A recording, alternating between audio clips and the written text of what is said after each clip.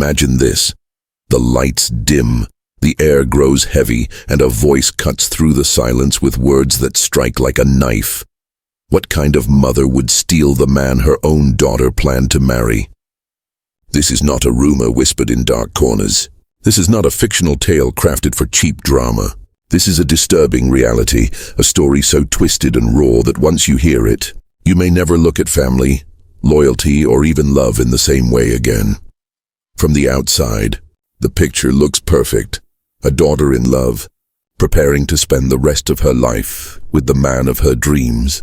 A mother smiling proudly, supporting her child through every step of the engagement, every step of the wedding planning.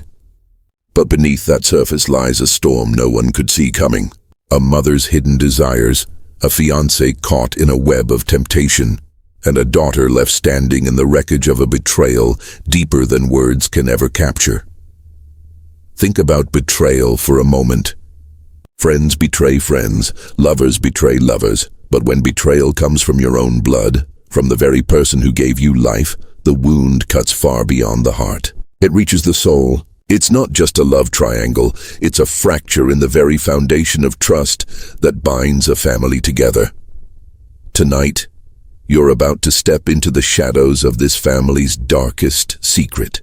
You will hear how laughter around the dinner table turned into silent glances that hid forbidden thoughts, how a smile of approval slowly twisted into a gaze of desire, and how a bond meant to be unbreakable shattered into pieces so sharp they could never be put back together.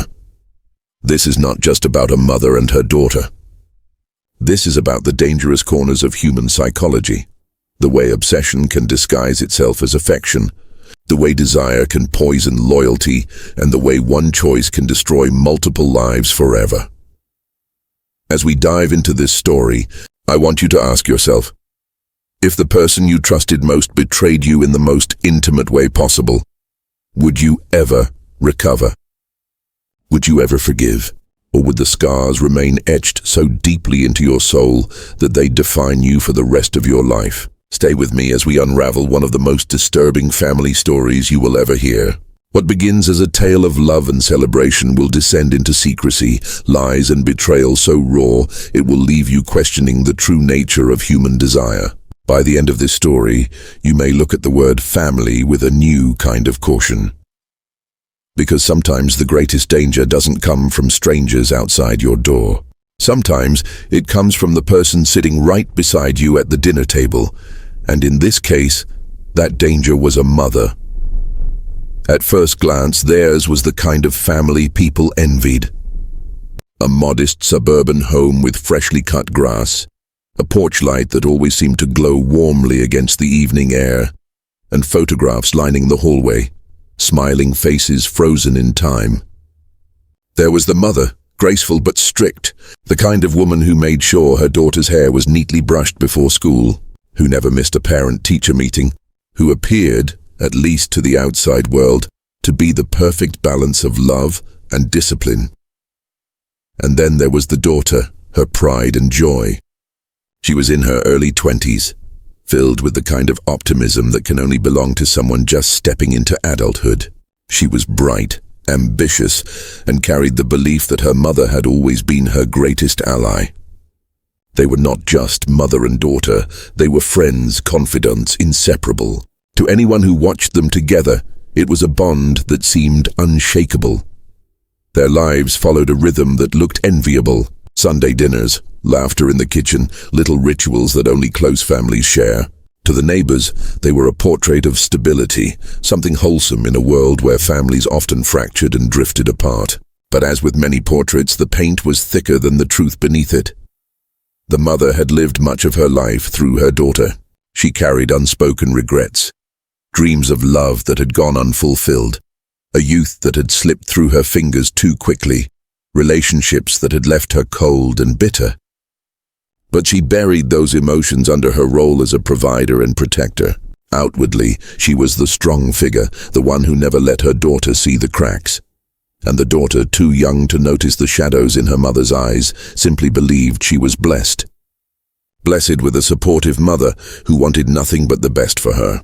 Blessed with the promise of a future she was building for herself, a career just beginning to take shape. And soon enough, the kind of love story every young woman dreams about. Because then, he entered her life, but before we get there, pause for a moment and look closer. Beneath the perfection there were tiny fissures, moments easy to dismiss but important to remember. The mother's sharpness whenever her daughter mentioned independence. The way her smile sometimes faltered when people complimented her daughter's beauty.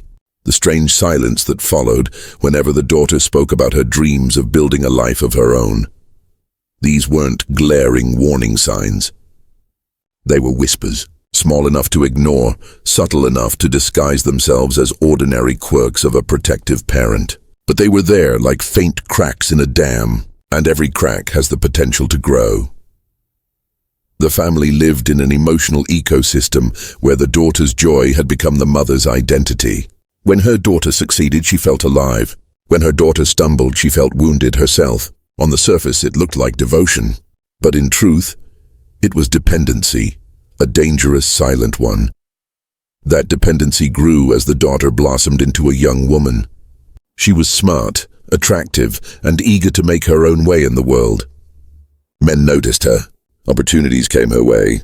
And with every step toward independence, the mother felt something shift, something she could not fully name.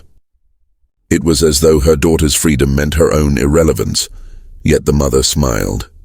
She played the role. She supported her daughter's choices, even encouraged them, or at least she appeared to, because the truth was, she had begun to fear the day her daughter would leave her behind for good. That fear would soon find an outlet. It would find a target, and it would come in the form of a man. The daughter met him through work, a chance encounter that quickly grew into something more. He was charming, dependable, and unlike anyone she had dated before. Their connection was undeniable, and before long they were inseparable. For the first time, she felt as though she was stepping into adulthood with a partner who truly understood her. When she brought him home, the family portrait seemed complete. The mother welcomed him with open arms, grateful her daughter had found someone who appeared kind and steady. At least that was how it looked. She set the table for him, listened intently to his stories, laughed at his jokes. She told her daughter, privately, how lucky she was to have found a man like him, and perhaps, in the very beginning. Those words were genuine, but slowly, imperceptibly, something began to shift. The daughter believed she had found the man of her dreams. The mother, watching from across the dinner table, began to feel something she could not admit. It was faint at first, barely noticeable, buried beneath years of maternal instinct. But it grew day by day, dinner by dinner, moment by moment. A seed had been planted, and soon it would grow into something poisonous. The picture-perfect family, the bond between mother and daughter, the laughter and rituals they had once shared, it was all about to be tested. Because in the shadows of that seemingly wholesome home, something unnatural was beginning to take root, and no one, not even the daughter herself, could see the betrayal that was slowly coming for her. He entered her life like a story written for romance, a chance meeting that felt almost scripted. He wasn't just another face in the crowd. He was the kind of man who seemed to carry presence with him, broad-shouldered but approachable, confident without arrogance, and with a voice that carried the kind of weight that made people lean in just a little closer when he spoke.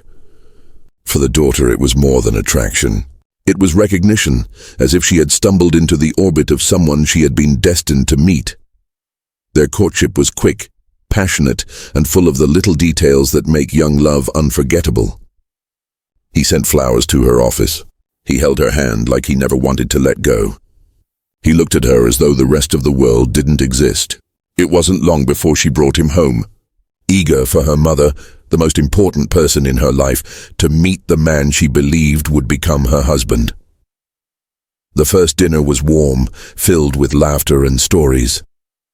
He carried himself well, respectful yet confident, the kind of man any parent would feel proud to welcome. He complimented the mother's cooking, listened when she spoke, and showed no hesitation in treating her with kindness. To the daughter, it was perfect, her two worlds, her family and her love, blending together without friction. But beneath the surface, something subtle stirred. The mother, while smiling and polite, found herself watching him too closely. His charm wasn't just disarming, it was intoxicating. The way he carried himself, the ease with which he commanded attention, the confidence that radiated from him. It was dangerous fuel for a heart already carrying hidden dissatisfaction. At first, she brushed it away. After all, she was the mother. She told herself she was only happy that her daughter had found someone good, someone dependable. But the thoughts lingered longer than they should have. His laugh echoed in her mind after the dishes had been cleared. His compliments replayed themselves like whispers in the quiet of the night. There were moments, small but telling, when he helped clear the table and their hands brushed for a second longer than necessary. When she caught his eyes across the room, and for a fleeting instant, the gaze wasn't of a future son-in-law. It was something else, something unspoken, something forbidden. He didn't notice. Not yet, but she did, and that was enough to plant the seed of danger. The daughter, in her joy, remained blind to it all. She spoke about him constantly, how thoughtful he was, how attentive, how she felt secure for the first time in her life.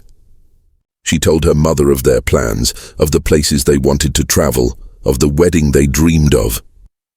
Each word filled the mother with a complicated storm. Pride for her daughter, envy for her youth, and a darker hunger she refused to name. It wasn't just attraction. It was displacement. Each time her daughter spoke about him, the mother felt herself fading further into irrelevance. She had spent years as the center of her daughter's world, the one she confided in, the one she turned to for advice. Now this man was stepping into that place, taking the role that had once been hers. And with every passing day, the mother felt that loss more keenly. It started with excuses. She would linger a little longer in conversations with him when her daughter left the room. She asked questions that went beyond the surface, questions about his dreams, his frustrations, his past. She leaned in when he spoke, laughed just a little too warmly at his jokes. And though she masked it beneath the role of a friendly parent, the truth was far more dangerous. The fiancé at this stage was oblivious. He respected the mother, admired her strength, and saw nothing unusual in her kindness. But respect is a dangerous thing. Respect can be mistaken for intimacy, and intimacy can be twisted into desire. One night, after a family dinner, the daughter had gone upstairs to take a phone call. The mother and the fiancé remained in the kitchen, washing dishes together. It was ordinary, so ordinary that it should have passed without memory. But when their hands touched in the sink, the moment lingered. She didn't pull away as quickly as she should have, and when she looked up, his eyes met hers. For a second, time froze. Nothing was said. Nothing happened. But in that silence, something shifted. For the first time, he noticed the intensity in her gaze. For the first time, he realized there was something unspoken there, something that made him uneasy, though he brushed it away almost instantly. The mother, however, didn't brush it away. That moment replayed in her mind again and again. It was a spark, faint but undeniable, and it ignited a hunger she had kept buried for far too long. The daughter remained blissfully unaware, living in the glow of her engagement, planning her future. But the walls of her world were already cracking. In her very own home, beneath the laughter and the love, something poisonous had begun to spread. The fiancé had been welcomed as the missing piece of their family. But in truth, his presence would become the weapon that tore it apart. It began with glances, quick, fleeting, and easily dismissed. At first, they were accidental, the kind of eye contact that happens naturally in conversation. But soon they became deliberate. The mother found herself watching him more than she should, letting her eyes linger a second longer than what could be called polite. Across the dinner table, while her daughter laughed and told stories, the mother studied him. The way he leaned back in his chair, the curve of his smile, the way his hands moved as he spoke, details she had no right to notice. And when he turned to catch her gaze, she looked away quickly, pretending to be lost in thought, as though nothing had happened, but something was happening, something she could no longer ignore. In the quiet moments when she was alone, her thoughts betrayed her. She told herself it was nothing, just admiration for a man who clearly loved her daughter. But late at night, lying awake in the silence, the truth crept in. She was drawn to him, not as her daughter's partner, not as a future son-in-law, but as a man, and that realization filled her with both shame and a dark thrill. The guilt should have stopped her. A mother's instinct should have silenced such thoughts immediately, but guilt has a way of twisting itself into obsession. The very fact that it was wrong made it more consuming. Each time she told herself to stop, she found herself wanting more. Each time she tried to bury the thought, it returned stronger than before. The daughter noticed nothing. Why would she? She trusted her mother completely. She believed, as any daughter would, that her mother was her ally, her protector. She couldn't imagine that the woman who raised her was silently watching the man she loved with thoughts she would never dare to speak aloud. The mother became skilled at disguising herself. Her smiles, her laughter, her warm words, they masked the storm inside her, but her actions betrayed her in ways too subtle to notice. She asked him more questions than she asked anyone else. She sought his help with little tasks around the house, creating excuses to be near him. She complimented him in ways that felt harmless on the surface, but carried undertones only she understood. And then came the touches. They began innocently, brushing past him in the kitchen, a hand on his shoulder when thanking him, fingers grazing his when passing a plate at dinner, each one small enough to be dismissed, each one wrapped in the safety of family familiarity. But to her they were electric. Each fleeting contact sent waves through her body, feeding the hunger she was too afraid to name. At first, he thought nothing of it. She was just a warm woman, perhaps a little more affectionate than most. But as the moments repeated, he began to notice the way her hand lingered, the way her eyes locked onto his for just a second too long. It unsettled him, though he never voiced it. After all, who could imagine accusing a mother of something so unthinkable? For the mother, though, these small victories weren't enough. She found herself craving more. Her thoughts darkened. She imagined scenarios she would never admit. Moments where the line between mother and daughter blurred into something cruel and irreversible. This wasn't just desire. This was envy. She envied her daughter's youth, her beauty, her chance at happiness. She envied the way he looked at her daughter, the tenderness in his eyes, the love that should have filled her with joy as a mother, but instead twisted into bitterness. Somewhere deep down, she convinced herself she deserved it too, that after years of sacrifice, she had a right to claim something for herself, no matter the cost. The household atmosphere began to shift in ways so subtle that only hindsight could reveal them. The daughter started to notice odd silences between her fiancé and her mother, though she dismissed them as nothing. She saw the way her mother sometimes inserted herself into their conversations, or how she seemed overly invested in his opinions. But trust blinded her. She laughed it off, believing she was imagining things. The mother, however, knew exactly what she was doing. She was testing boundaries, pushing them further and further like a predator circling prey, waiting for the moment to strike. She didn't act openly, not yet, but in her mind, the act had already begun. Every time she saw her daughter resting her head on his shoulder, jealousy stabbed through her like a blade. Every kiss, every tender touch between them fueled her desire and her resentment. She told herself she could take it. She could hide her feelings, keep them buried. But the truth was she didn't want to. The temptation was stronger than her will, and temptation, once entertained, only grows. There was one evening that crystallized everything. The daughter had fallen asleep on the couch after a long day. The fiancé remained awake, quietly watching TV. The mother entered the room, and for a brief moment, their eyes met across the quiet living room. The only sound was the low hum of the television, and in that silence, with her daughter sleeping peacefully beside him, the mother felt the weight of her forbidden desire pressing down like never before. She should have walked away. She should have left the room, buried her thoughts, and prayed for strength. Instead, she stayed. She sat down, too close, her presence heavy, her gaze unrelenting. And in that moment, the line between what was right and what was unthinkable began to blur forever. Because once a thought becomes a longing, and once longing becomes action, there is no turning back, and the mother was already halfway there. It began with small manipulations, so subtle that no one, not even the fiancé, could have recognized them for what they were. The mother was careful. She knew she couldn't risk exposure, not yet. So she cloaked her intentions in the ordinary, disguising her hunger as convenience, her desire as simple kindness. When her daughter was busy at work, the mother found reasons to call the fiancé.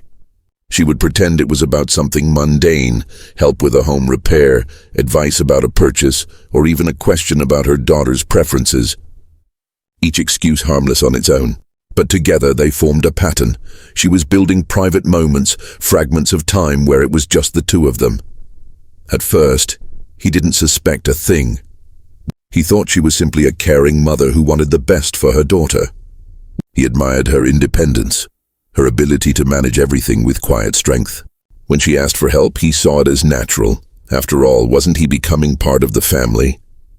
But she knew the truth. These weren't random moments. They were calculated steps, threads in a web she was weaving tighter each day. The daughter remained oblivious. She was in love, caught up in the excitement of planning a wedding and building a future. She trusted her mother implicitly, never imagining that her greatest protector was slowly transforming into her greatest rival. She encouraged her fiancé to be kind, to help whenever he could, believing it only strengthened the bond between her family and the man she loved, and the mother encouraged it, too, only for reasons the daughter could never have imagined. The manipulations grew bolder. She invited him over when her daughter was out, under the pretense of needing assistance. A leaky faucet, a heavy box in the garage, a problem with her computer. Each time he arrived with good intentions.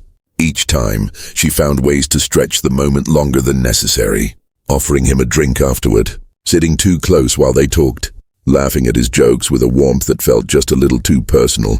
She told herself it was harmless. She told herself she was only enjoying his company, nothing more. But deep inside, she knew she was feeding a hunger that could not be contained forever. And then came the lies, small at first, white lies to her daughter about how often she saw him, lies about where she had been or what she had been doing. She justified them to herself, telling her reflection in the mirror that it wasn't betrayal, that she was only protecting her daughter from unnecessary worry. But lies are like poison. Once swallowed, they spread. And with each one, she stepped further away from the role of mother and deeper into the role of deceiver.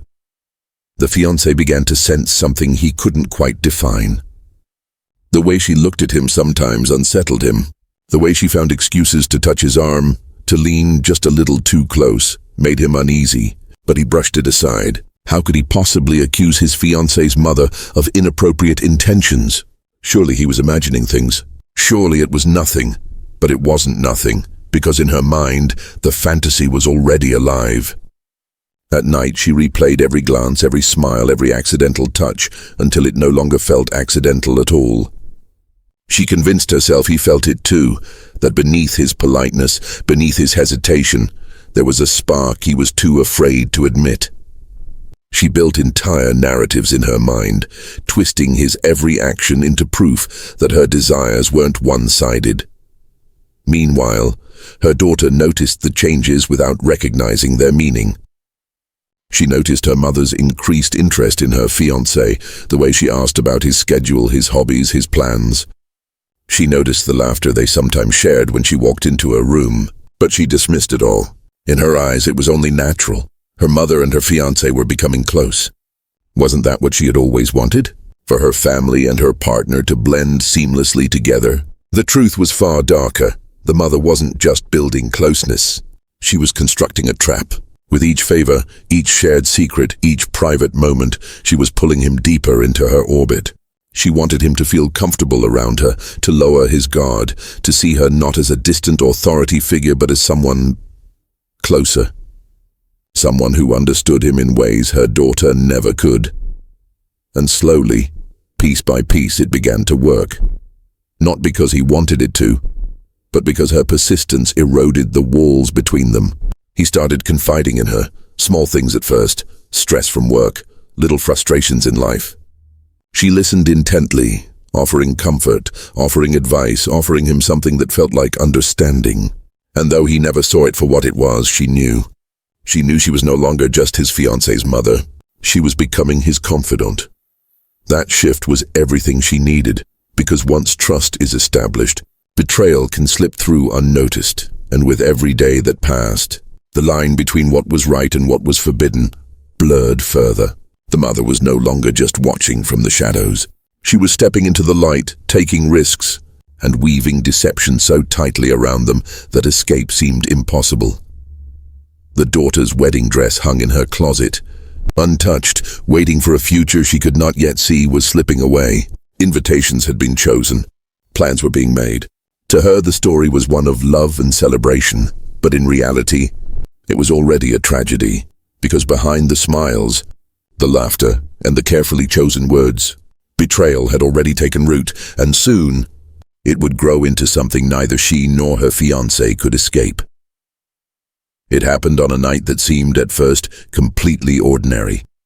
The daughter had to stay late at work, buried under deadlines she couldn't escape. The fiancé offered to wait for her at their shared apartment, but the mother interjected quickly, smoothly, as though she had rehearsed the line.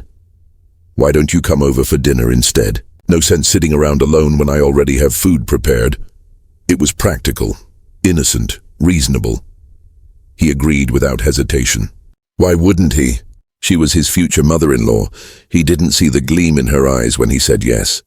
The evening began harmlessly. They ate together, the sound of rain tapping against the windows filling the silence between conversation. She had set the table carefully, candles flickering, though she dismissed them with a laugh. "The power's been acting up lately.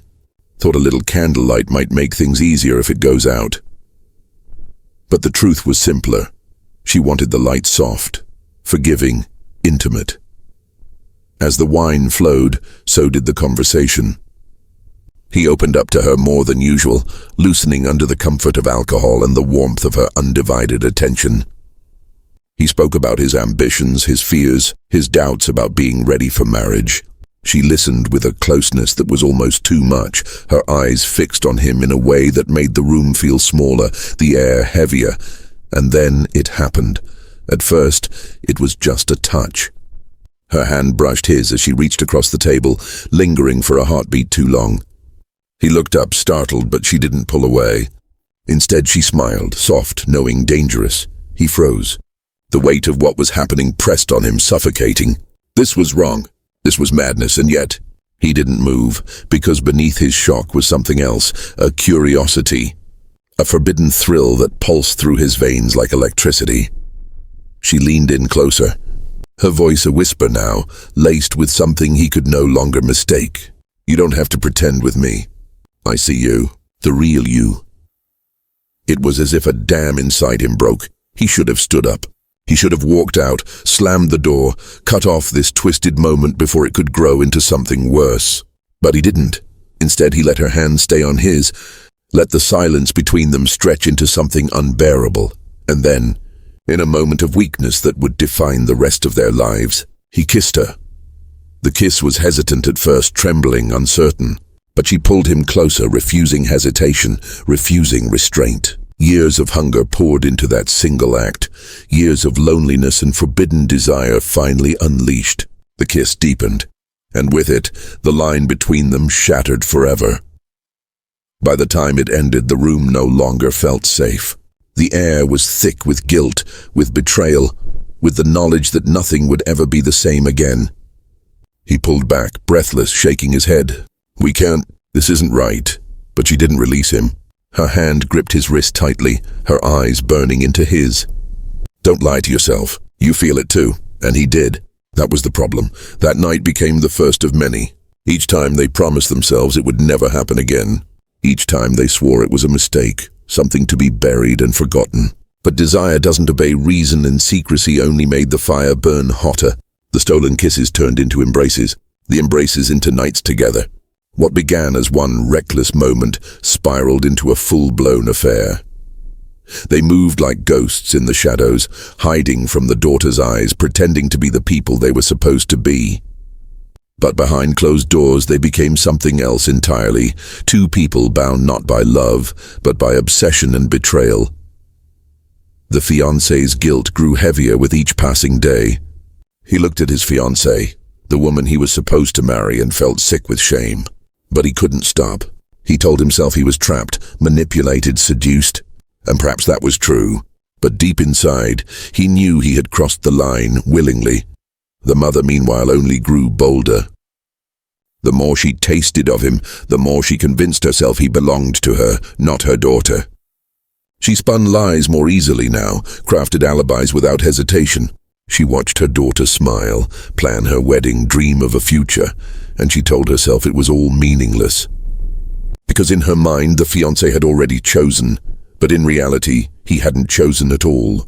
He was spiraling, caught between two worlds, the life he had promised and the sin he couldn't resist. And the web tightened. Every stolen touch, every whispered word, every night they spent together bound them closer to destruction. They thought they were in control, that their secret was safe. But secrets are never safe. Someone always finds out.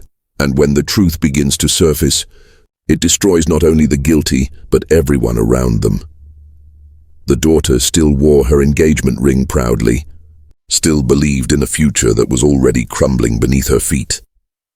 She had no idea that Betrayal slept under the same roof, breathed the same air, and kissed her with the same lips that had just touched her mother.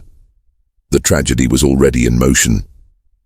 The affair wasn't just a mistake, it was a curse, one that would consume all three of them before the story reached its end. It began with little things, the kind of details most people would dismiss, but that gnawed at the edges of her mind like whispers in the dark.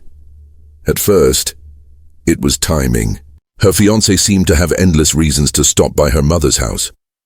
Fixing something in the garage, helping her with groceries, dropping off a forgotten package. He explained it easily, naturally, and she accepted it. Why wouldn't she? He adored her family. He wanted to help. That was the kind of man he was, but then came the silences. The moments when she'd enter a room and both of them would stop talking, as if a thread had been cut. She laughed it off at first. "What, are you two keeping secrets from me?" She teased, grinning.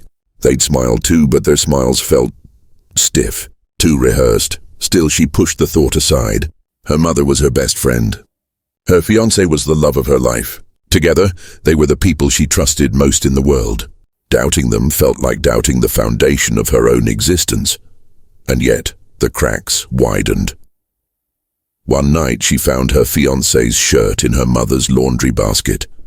Her breath caught when she saw it. He hadn't been at her mother's house that day, or at least not that he had told her. She held the shirt in her hands, her chest tightening. When she asked him about it later, he barely blinked. "Oh, I spilled coffee on it when I was helping your mom earlier." She offered to wash it for me. A perfect excuse. Too perfect. She tried to let it go, but doubt had been planted like a seed, and once it took root, it grew fast. She began noticing the way her mother looked at him sometimes, too intently, eyes lingering a second too long. The way he avoided her gaze when she asked simple questions. The way their laughter together carried a strange, nervous edge, as if they were both afraid of slipping. Her sleep turned restless. She'd lie awake at night staring at the ceiling, her mind spinning in circles. Am I imagining this? Am I paranoid? But her gut screamed otherwise. Something was wrong. Terribly, undeniably wrong. The confirmation came slowly, in fragments. She overheard a hushed conversation one evening when she arrived at her mother's house earlier than expected. Their voices were low, urgent, almost frantic. She couldn't make out every word, but what she did hear twisted her stomach into knots. "We can't keep... If she finds out, please not here." Her heart pounded so violently she thought it might give her away. She backed away quietly, her hands trembling, her world tilting. The denial she had clung to shattered. The suspicions weren't illusions. They weren't paranoia. They were truth clawing its way to the surface. And yet she didn't confront them. Not yet. She couldn't. The thought of speaking it out loud, of confirming the betrayal, was too much to bear. So she smiled through the pain, pretending nothing was wrong, all while her insides bled. But the facade couldn't last. One evening, she reached for her fiancé's phone to check the time while he was in the shower. A notification flashed across the screen. It was a message from her mother. Just one word, but it was enough. Tonight, her blood ran cold. The phone slipped from her hands, clattering onto the table. She stared at the glowing screen, her reflection staring back at her through the glass. There it was. Proof. Undeniable. The walls of her life began to close in. Every memory, every smile, every moment of trust between them now felt poisoned. The mother who had raised her, comforted her, loved her, was the same woman stealing the man she was supposed to marry. The fiancé who had promised her forever had already given himself to someone else, and not just anyone, to her mother. The devastation was too great to process all at once. It came in waves, each one crashing harder than the last. Anger, disbelief, sorrow, numbness. She felt like she was standing in the ruins of her own life, staring at the shattered pieces of everything she thought she knew. The question echoed in her mind. Why? Why would her mother betray her? Why would the man she loved allow it? Was she not enough? Was she blind to who they truly were all along? Her chest ached with a pain so sharp it was almost physical. It was the kind of heartbreak that left scars, the kind that made you question not only love, but reality itself. But one thing was certain. This secret could not stay buried any longer. The cracks had become canyons, the whispers had become screams. The confrontation was inevitable, and when it came, it would not just break them apart, it would destroy them. The silence before the explosion was unbearable. The daughter sat across from her fiancé, her eyes fixed on him, unblinking, hollow. He spoke about wedding plans as if nothing was wrong, about flowers, seating charts, and music choices. His voice was steady, almost too steady, and that steadiness only made her fury grow. She couldn't keep the words in any longer. "Who were you with last night?" The question cut through the air like a blade. His hand froze halfway to his glass. He didn't answer. He didn't even look at her. That silence, that hesitation was louder than any confession. Her chest burned. "Don't you dare lie to me." Finally, his eyes met hers, but they were glassy, panicked. He opened his mouth, but before he could speak, another voice entered the room. Her mother's. She already knows. The daughter whipped around.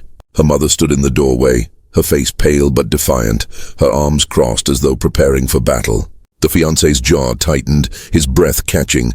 He hadn't expected her to admit it. Neither had the daughter. The room spun. Her legs felt weak beneath her. No, you didn't just say that. Tell me this isn't real." Her voice cracked, raw with disbelief. But her mother didn't flinch. "It's real," and with those two words the world ended. The daughter's scream was primal, ripped from her soul. She staggered back as though struck, her hands shaking uncontrollably. "How could you? How could you? You're my mother." Her mother stepped forward, her face twisted in a mixture of shame and stubborn justification. "You don't understand. Don't you dare." The daughter's voice was sharp, her eyes wild with betrayal. "Don't you dare try to explain this to me. You stole him. You stole the man I was going to marry." The fiancé tried to intervene, his voice cracking under the weight of his own guilt. "It wasn't like that. I didn't mean—" "Shut up!"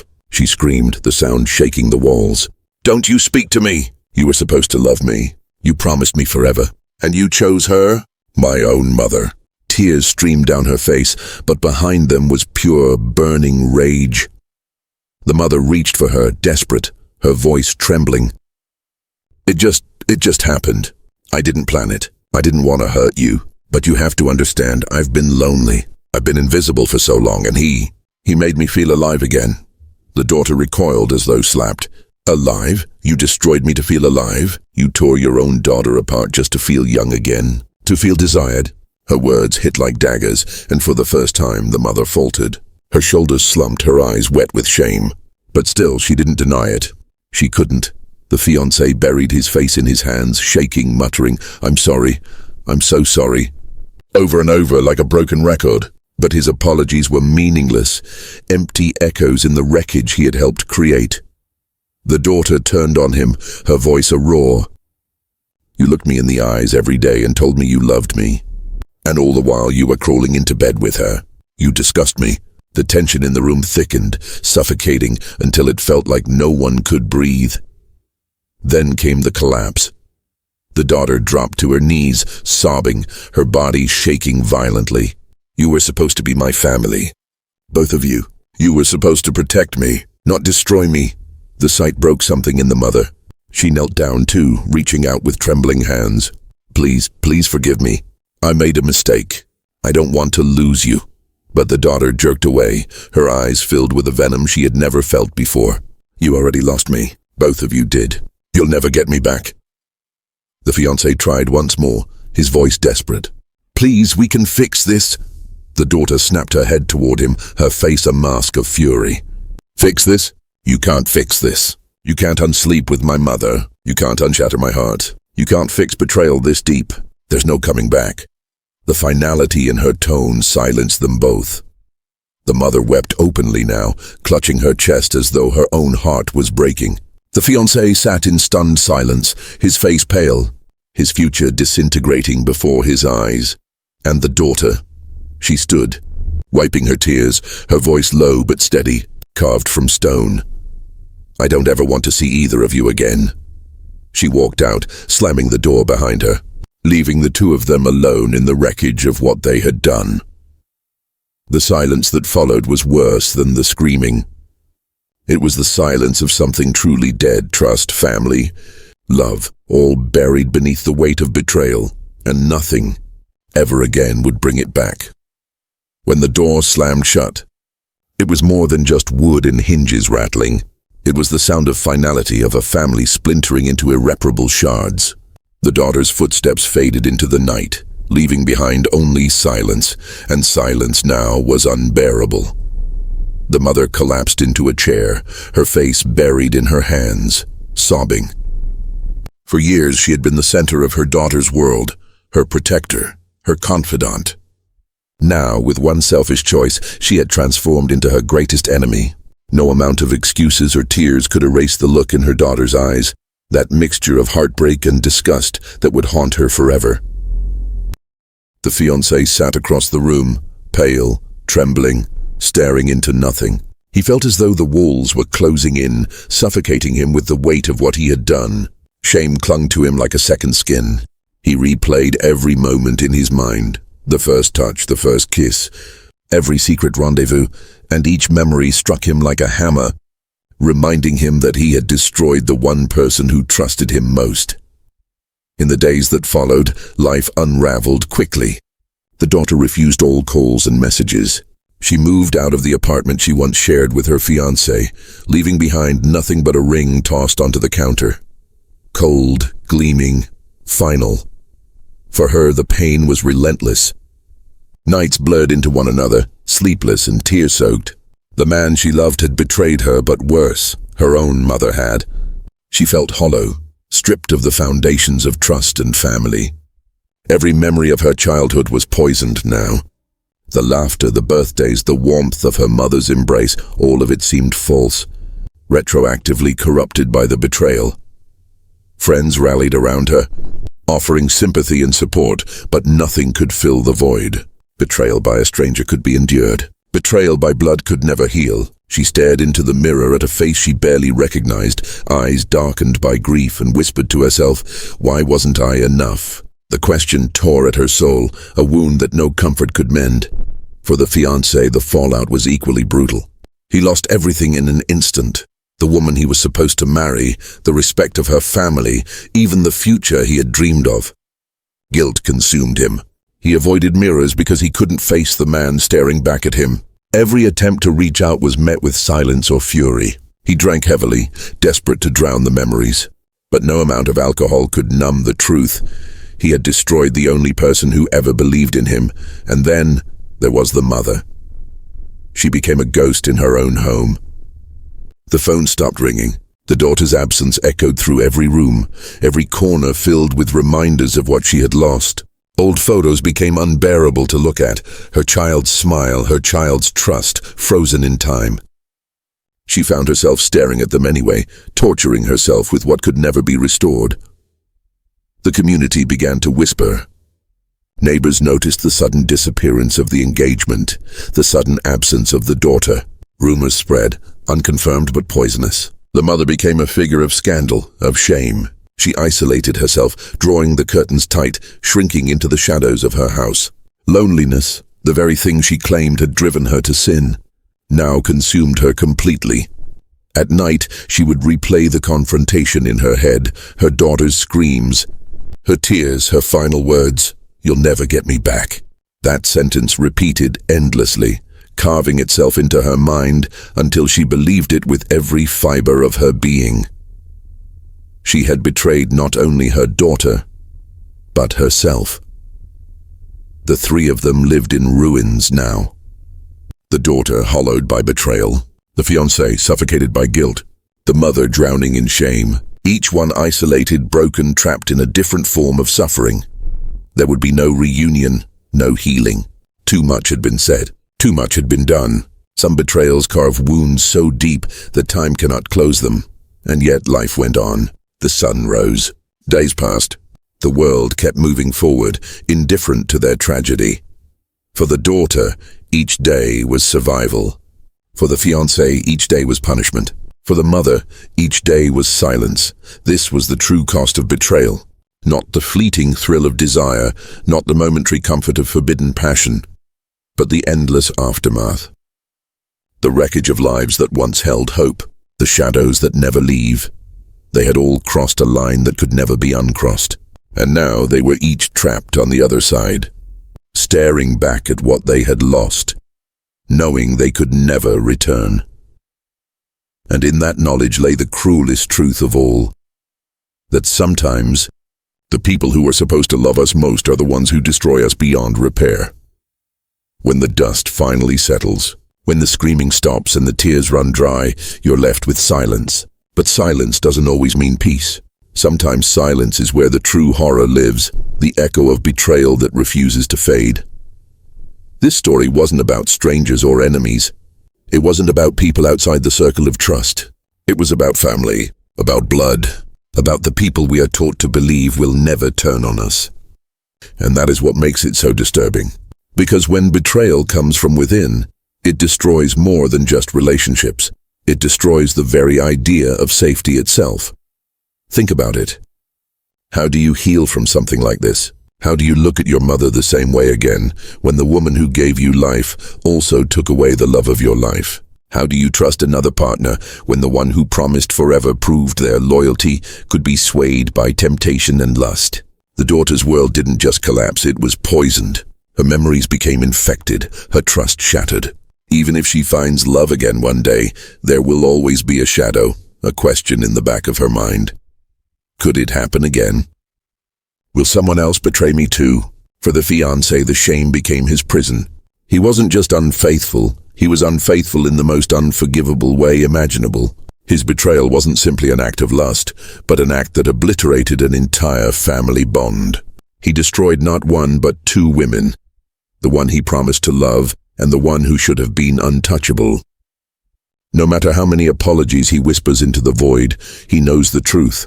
Some sins can't be undone, and the mother, her punishment was living with herself.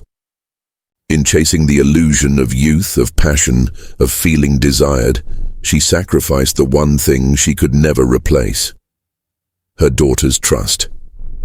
She didn't just lose her child, she lost her reflection in her child's eyes. The bond was broken, and in its place was only disgust and rejection. That rejection was her sentence, harsher than any prison. And yet, as horrifying as this story is, it forces us to face something uncomfortable. Betrayal doesn't always come from where we expect it. Sometimes, the people who smile at us across the dinner table are the ones hiding the darkest secrets. Sometimes the embrace we think is love is actually a disguise for obsession, selfishness, or manipulation. That's the true terror here. Not the affair itself, but what it reveals about human nature. Desire can twist, loneliness can rot, and when those forces collide, even sacred bonds can snap. So I ask you, what would you do if the people you trusted most destroyed you? Could you ever forgive a betrayal this deep? Could you ever look your mother in the eye again? Could you ever believe in love again after knowing how easily it was stolen? Or would you carry the scars forever, etched into your soul, shaping every decision, every relationship, every fragile attempt at trust for the rest of your life? These questions don't have easy answers. Maybe they don't have answers at all. But that's what makes this story linger. It doesn't just shock you. It forces you to confront the fragility of trust, the fragility of love, and the darkness that lurks in even the most ordinary of families. And as you sit with this story, remember, betrayal doesn't always wear the face of a stranger. Sometimes it wears the face of someone you love, someone you never thought capable of hurting you, someone you can never escape because they are your blood. This was the story of a mother who stole her own daughter's fiancé. One of the most disturbing family betrayals you will ever hear. If this story shook you, if it made you question the very meaning of trust, then don't let it end here. Share it, talk about it. Comment your thoughts below, because stories like this aren't just dark entertainment. They are reminders, warnings, lessons carved out of heartbreak. And if you want more true stories that reveal the hidden shadows of human nature, the betrayals, the secrets, the darkness we try to keep buried, make sure you like this video, subscribe, and hit the notification bell, because the truth is simple: the darkest stories are often the ones closest to home.